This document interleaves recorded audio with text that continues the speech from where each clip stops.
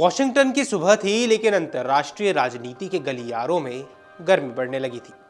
अमेरिकी राष्ट्रपति Donald Trump ने एक बार फिर दुनिया को चौंका दिया था। उनके ताज़ा ऐलान ने वैश्विक व्यापार जगत को हिलाकर रख दिया।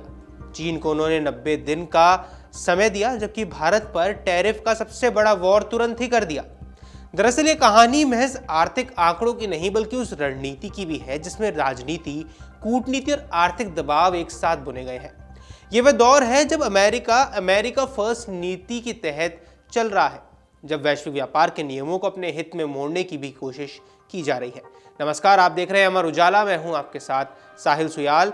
और ट्रंप का ऐलान अगर दो हिस्सों में बांटे तो पहले हिस्से में चीन को उन्होंने 90 दिन की मोहलत दी, ताकि बौद्धिक संपदा यानी इंटेलेक्चुअल प्रॉपर्टी, तकनीकी हस्तांतरण यानी टेक्नोलॉजिकल ट्रांसफर और कृषि आयात यानी कि एग्रीकल्चरल इंपोर्ट्स जैसे मुद्दों पर बातचीत हो सके और रियायतें ली जा सके।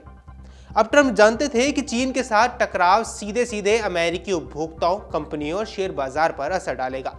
अब दूसरे हिस्से में देखें तो भारत आता है, जहां ट्रंप प्रशासन ने बिना किसी देरी किए 25% का टैरिफ लागू कर दिया। इतना ही नहीं, चेतावनी भी दे दी कि अगर समझौता नहीं होता है तो 27 अगस्त से यह टैरिफ 50% कर दिया जाएगा, जो पूरी दुनिया में सबसे ऊंचा होगा। अब यह कदम पूरी तरह से अचानक नहीं था, बल्कि एक सोची समझी योजना का भी हिस्सा माना जा सकता है। अमेरिकी मीडिया और रणनीतिक विशेषज्ञों ने तुरंत इस फैसले की तह में जाने की कोशिश की। नतीजा साफ था कि यह कदम सिर्फ आर्थिक नहीं था, यह एक राजनीतिक और कूटनीतिक चाल थी, जिसमें अमेरिकी व्यापार प्रतिनिधि कार्यालय यानी यूएसटीआर के एक वरिष्ठ अधिकारी ने बयान दिया कि चीन के साथ व्यापार वार्ता अंतिम चरण में है और 90 दिन का समय दोनों पक्षों को एक सौदे तक पहुंचाने के लिए दिया गया है।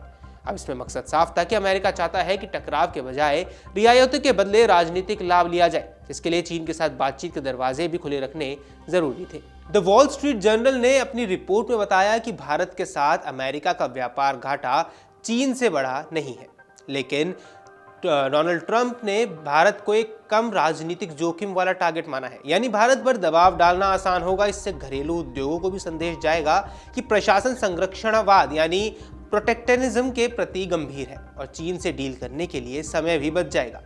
अब इसमें कई विशेषज्ञ ये भी मानते हैं कि भारत के पास चीन जैसी जवाबी क्षमता नहीं है। चीन ने जब भी अमेरिका पर टैरिफ या प्रतिबंध की धमकी दी तो उसने अमेरिकी कंपनियों के लिए अपने बाजार के दरवाजे बंद करने की भी चेतावनी दी। वहीं भारत की अमेरिकी बाजार पर निर्भरता कहीं ज्यादा अधिक है। इस वजह से अमेरिका के लिए भारत पर तुरंत टैरिफ लागू करना अपेक्षाकृत आसान था। कानूनगी एंडमेंट फॉर इंटरनेशनल पीस की वरिष्ठ शोधकर्ता मिलानी वर्मा ने इस धारणा को आंशिक रूप से सही माना है। उनका कहना है कि ट्रंप प्रशासन का असली लक्ष्य यह है कि अमेरिकी उपभोक्ता फिलहाल सस्ते चीनी सामान खरीदते रहें, जब तक कि अमेरिका का घरेलू उत्पादन मजबूत न हो जाए। अब बुकिंग इंस्टीट्यूशन के अर्थशास्त्री एडवर्ड अल्जेन ने पूरी रणनीति को ड्यूल ट्रैक करार दिया। उनके अनुसार ट्रंप प्रशासन एक साथ दो रास्तों पर चल रहा है, चीन से रियायतें लेना और उसे बातचीत में उलझाए रखना। भारत पर तुरंत सख्त संदेश देना कि अमेरिका बाजार तक पहुंच अब सिर्फ आर्थिक नहीं बल्कि राजनीतिक सौदेबाजी पर भी निर्भर होगी। ये रणनीति केवल व्यापार तक सीमित नहीं, इसका असर एशिया प्रांत की आर्थिक राजनीति पर भी पड़ सकता है, जहां भारत पहले से ही एक अहम ताकत है और अमेरिका का संभावित सहयोगी भी। अगर कोई ये पूछे कि आखिर ट्रंप ने चीन को मोहलत और भारत पर दबाव क्यों दिया, तो जवाब कई परतों पर मिलेगा। पहला, आर्थिक पैमाना। चीन का अमेरिकी बाजार में प्रभाव भारत से कई गुना ज्यादा बड़ा है।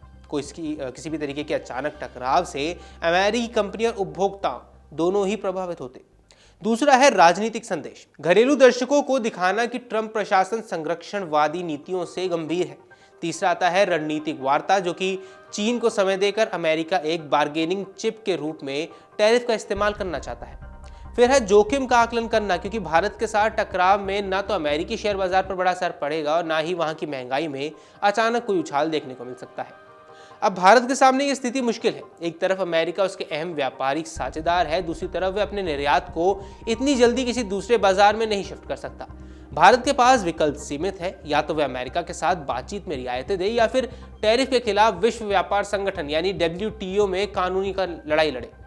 लेकिन WTO की कार्रवाई लंबी और जटिल होती है और इस दौरान अमेरिकी टैरिफ का असर भारतीय निर्यात पर पड़ना तय है।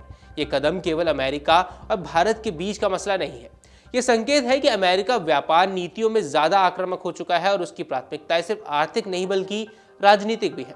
अगर चीन के साथ सौदा हो जाता है तो ट्रंप इसे अपनी राजनीतिक जीत के रूप में पेश कर सकते हैं, और अगर भारत झुकता है तो ये अमेरिका की शक्ति प्रदर्शनी का एक हिस्सा बन जाएगा। अब इस पर विशेषज्ञ मानते हैं कि आने वाले समय में अमेरिका अन्य देशों के साथ भी इसी तरीके का ड्यूअल ट्रैक अपना सकता है, जहां बड़े आर्थिक प्रतिद्वंदियों की बातचीत का समय मिलेगा और छोटे मध्यम स्तर के साझेदारों पर तुरंत दबाव डाला जाएगा। अब इस पूरी कहानी को अगर एक वाक्य में कहा जाए तो ये ट्रंप प्रशासन का शतरंज है, जिसमें भारत को तुरंत घेर लिया गया है, जबकि चीन को बातचीत की मेज पर बैठने का एक मौका मिला है। खेल का मकसद साफ है कि आर्थिक रियायतों के साथ राजनीतिक लाभ और घरेलू दर्शकों के बीच संदेश कि अमेरिका किसी से पीछे हटने वाला नहीं है। आने वाले महीनों में यह तय होगा कि भारत इस दबाव के आगे झुकता है या अपने हितों की रक्षा के लिए कोई नया रास्ता खोज निकालता है। लेकिन इतना तो तय है कि यह टैरिफ युद्ध सिर्फ व्यापारिक नहीं बल्कि 21वीं सदी की वैश्विक राजनीति के पन्नों में दर्ज होने वाली एक अहम कहानी है। अब इस पर जो कुछ भी आपकी राय है हमें कमेंट बॉक्स पर जरूर बताएं। फिलहाल इस वीडियो में इतना ही। नमस्कार। अगर आप ये वीडियो YouTube पर देख रहे हैं तो हमारे चैनल को सब्सक्राइब कर बेल आइकन दबाएं और Facebook पर देख रहे हैं तो हमारे पेज को लाइक करें।